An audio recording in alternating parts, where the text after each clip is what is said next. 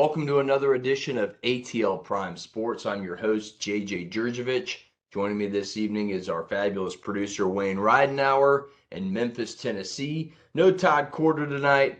You can catch us all at ATL Prime Sports on Facebook, Twitter, Instagram, and YouTube. And of course, search Apple and Spotify, ATL Prime Sports as well. Our personal Twitters at JJ Get You One for myself, at RWI Jr. for Wayne, and at Corder Todd for TC Todd Corder, who again is out tonight, traveling to the Motor City, getting ready to call the NAPHL Showcase. Check out the tournament on Hockey TV. Wayne, how you doing tonight, man? I'm doing pretty good. We have an upcoming game here in Memphis, basketball.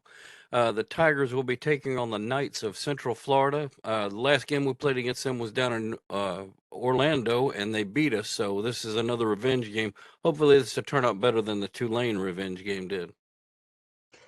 Hopefully. I'm doing great, but not better than Tiger Woods golf fans.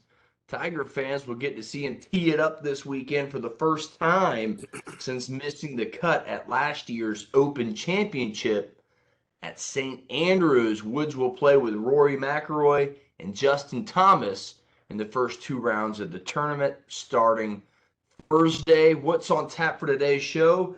Where does Super Bowl 57 rank in your top Super Bowls of all time, Wayne? And of course, Todd Monken out, Mike Bobo back in at UGA at the offensive coordinator spot. And without further ado, let's go ahead and talk about that topic right there. Todd Monken out, Mike Bobo in again. How will Georgia's offense look this fall? I'll tee this one off, and I'll start with saying very similar. You have a lot of the same verbiage.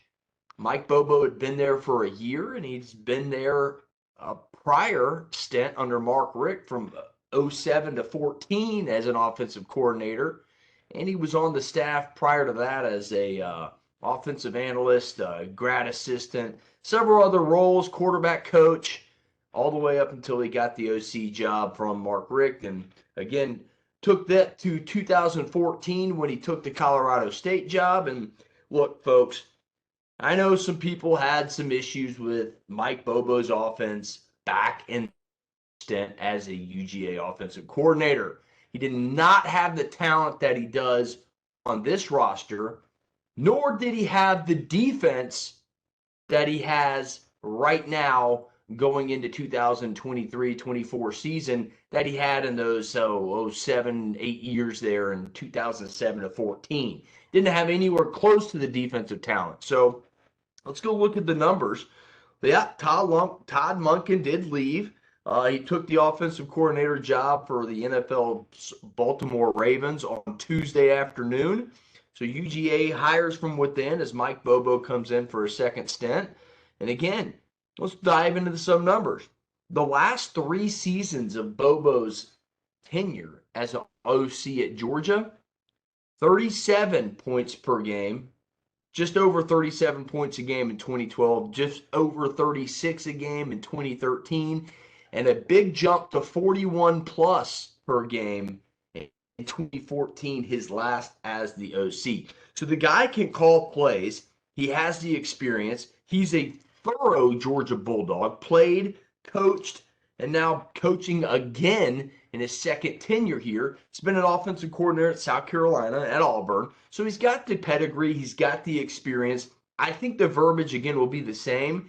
These players, you have a great quarterback room returning in Carson Beck, Vandergraaf, and who a lot of people think Gunnar Stockton might have an X factor and a say-so in the starting job this fall. So you got guys that are familiar with Bobo over the last season. I think it'll be a very easy transition from Monken to Mike Bobo. So I think this is a good move. And look, let's go to another achievement. During his tenure as offensive coordinator at Georgia under Mark Richt, he had Aaron Murray, the SEC's all-time leading passer, over 13,000 yards in his 4-year tenure at Georgia. and he was a tipped pass and a caught ball away from beating Alabama in the 2012 SEC title game that may have had a little flip-flop on Mike Bobo opinions across the board. But I think Dog Nation should be happy. It's a great hire. And again, you got Mike Bobo, Kirby Smart, and Will Muschamp, all former teammates, all former dogs at the 1, 2, 3 spots in this staff, head coach, offensive, defensive coordinator there. So pretty impressive former Bulldog staff there that Kirby has built. I like the move. I think it's a great move. Wayne, you have any comments on the fact that Mike Bobo's coming in to replace Todd Monken? Not really. I think it's a wait and see type thing for me. I know that he's a kind of a on a rivalry team from the team that I like in the SEC, which is Auburn Tigers. But I wasn't. Isn't Mike Bobo was originally from Georgia? Didn't go to high school there.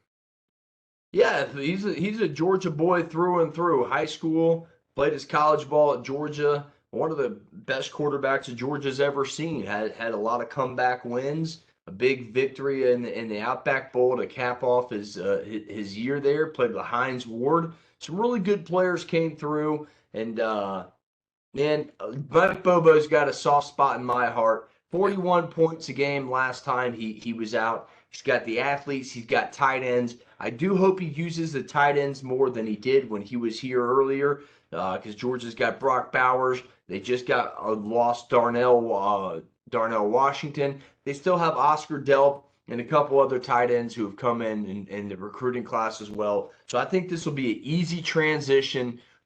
Georgia and Georgia fans all across the board, players, personnel, coaching, verbiage, all of it. I think it'll be a very easy transition from Todd Monken to Mike Bobo. That wraps up our Todd Monken out, Mike Bobo in segment. Let's go and talk about that Super Bowl, an exciting one. Chiefs won Super Bowl 57 Sunday night, 38-35. But was it good enough to rank as one of the best Super Bowls of all time? We've heard it all week, Super Bowl talk. Jalen Hurts, 3 touchdowns, threw for over 300 yards, and Mahomes got the MVP, the punt return, the controversial hold at the end of the game. It's been beaten to a dead horse. Let's take a different aspect on the game. Let's rank our top 5 Super Bowls of all time here, Wayne. I'll go first. I'll shoot out the gate here.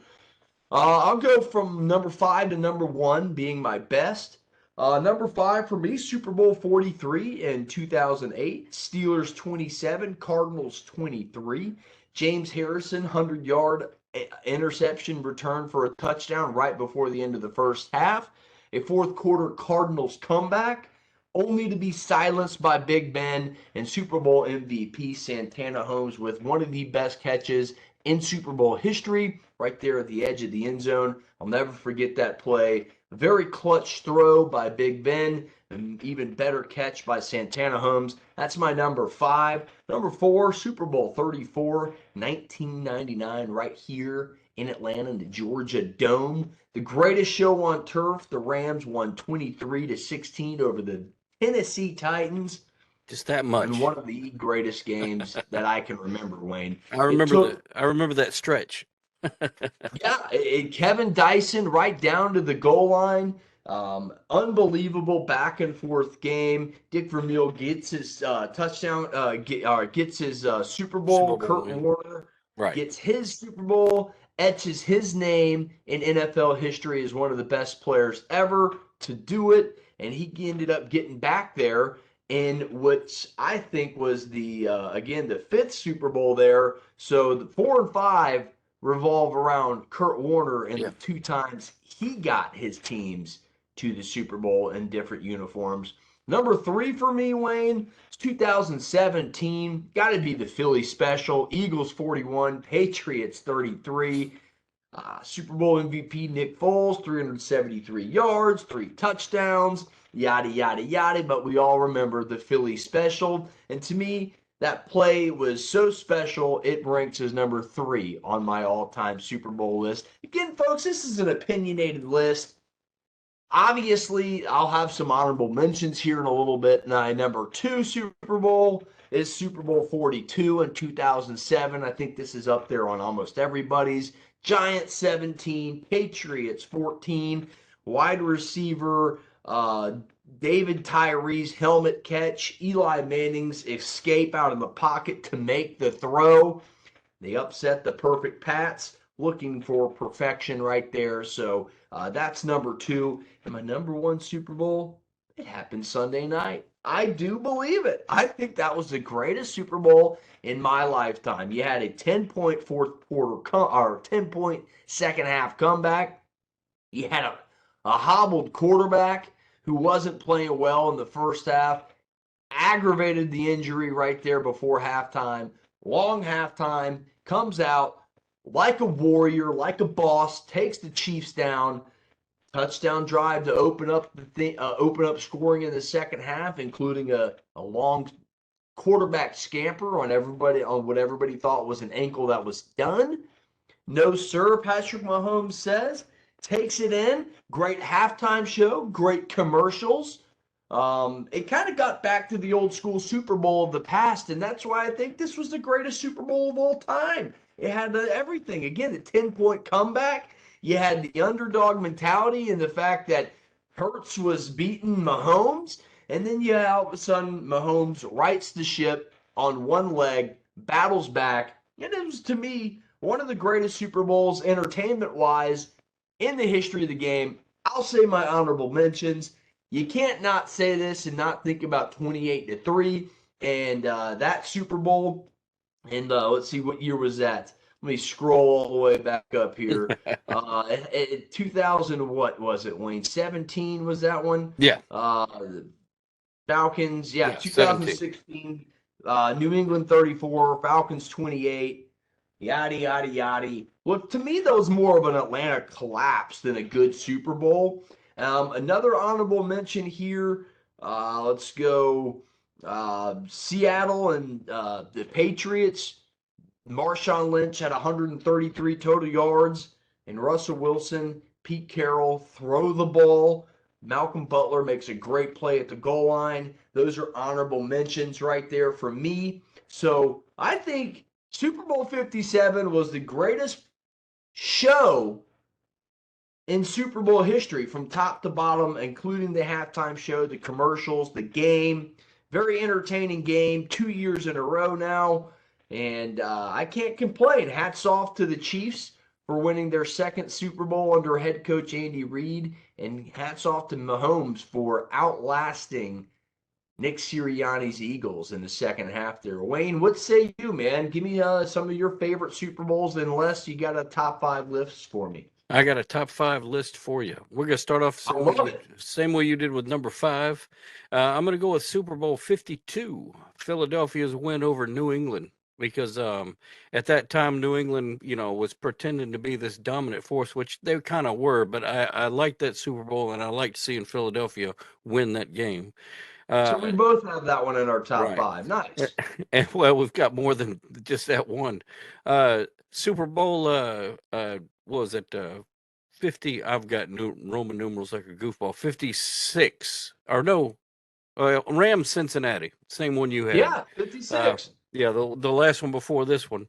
I like that one because I like the fact that the quarterback for the Rams kind of was like, I guess showing it off to Detroit for trading him. But then I was also kind of proud that Cincinnati had gotten that far that year. And here goes another one. My number 3 is Super Bowl 34. The St. Louis win over Tennessee. Same game. That's why I remembered that stretch, because it stuck out in my mind. And here's where we kind of deviate a little bit, because I'm going back in my history of Super Bowl watching. Super Bowl 27, Dallas's win over Buffalo. I was living in Arlington, Texas at that time, and throughout the entire season, everybody had gotten on board the Jimmy Johnson train, and they had billboards up all around the city, all around Dallas and Fort Worth. Every time Dallas would win a game, they'd stick another, W up there, and that billboard just get longer and longer. So that was the culmination of that whole returning dynasty of Dallas winning that Super Bowl. And the final Super Bowl, I picked as my number one is actually the first Super Bowl I ever watched as a kid. I was 13, first time that I had ever gotten involved in watching any type of football. That was when I became an Atlanta Falcons fan. Was watching the NFC playoff game, or which Dallas beat Atlanta at, and they ended up losing to Pittsburgh in Super Bowl number 13. So that was Yes. pretty, that. And if I'm going to pick some that are, I guess, honorable mentions, um, gosh, that one that was, let me look here, 2016, the Denver win over Carolina with Peyton Manning. I think that was his last game, wasn't it? Yeah, Yeah, that was a you're thinking the next year, yeah, the win over Carolina where they just right. dominated and Yeah, because everybody had they had expected just come off a Super Bowl in which they were dominated. right, and So they had everybody had expected Carolina to win that game because they thought that Peyton Manning's he's not any good anymore. He's too old and all that other. But I thought that was pretty impressive, and that was he kind of dominated that game. yeah, no, great honorable mention. There's been tons of Super Bowls that have been very memorable. You could have gone either one this list. Like I said, 28 to Yeah. 3, the only overtime Super Bowl. There's so many honorable mentions here. Again, I mentioned the Seattle Seahawks and the Patriots. That was a great game. Super Bowl 23 in 1988, San Francisco 20, Cincinnati 16. There's just been so many of those memorable Super Bowls, one score games that are etched in everybody's mind, and that's why I did this list this way. A little different way to talk about the Super Bowl since it's been hammered down to a T when we're here filming this on Wednesday. Guys, I absolutely was thrilled with that Super Bowl, as I mentioned before. I put it as my number one because it was a very entertaining game. My thoughts on the holding penalty late in the game on Bradbury. Look, it was a hold, absolutely. But with the way the game had been officiated up until that point, I did not like the flag being thrown. I saw Juju Smith-Schuster be adamant that he was held earlier in the game, going into the referee's general direction, throwing his hands up. On that last play, Smith-Schuster did not appear to be upset with a no call. Yeah. Looked like it would have been okay. So, like I said, penalty, yes. Consistency of the officials, I don't like that there. Any final thoughts on our Super Bowl talk right here, Wayne, before we wrap up the show? Short and sweet this evening. Well, you mentioned one of the great Super Bowls. A lot of people consider this a great one. Was the 23, and that was the one with the Icky Shuffle and San Francisco winning that game. And that would have probably been in my top five because that was the first Super Bowl I watched in my own apartment. We had a big Super Bowl party. Unfortunately, I had been drinking a lot of hurricanes and did not make it to the second half of that Super Bowl. I woke up the next morning to find out that Cincinnati had lost. That's funny. Speaking of Super Bowls, and I'll say a final thought. The first two that I remember were the Cowboys and the Bills. Yeah. And I go, wait, the Cowboys and Bills aren't playing in the third one? What happened? What's going on here? It's supposed to be the Cowboys and the Bills in the Super Bowl. So Right. once I got over the fact, but everybody was like, no, John, it's the best two teams. They had just Yeah. been the best two teams the past 2 years. Well, I 3 years. kind of felt that same way about NBA for a long time. That it always seemed like it was the Lakers and the uh, uh, Boston Celtics were always in the playoffs at the end of the year. And when Detroit and Chicago started getting into it, it kind of threw the equilibrium of everything off.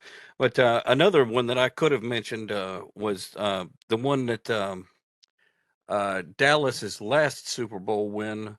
I can't remember the name of the coach, but he had come in kind of on the coattails of Jimmy Johnson and won that Super Bowl. And I kind of liked him as a coach. What was his name?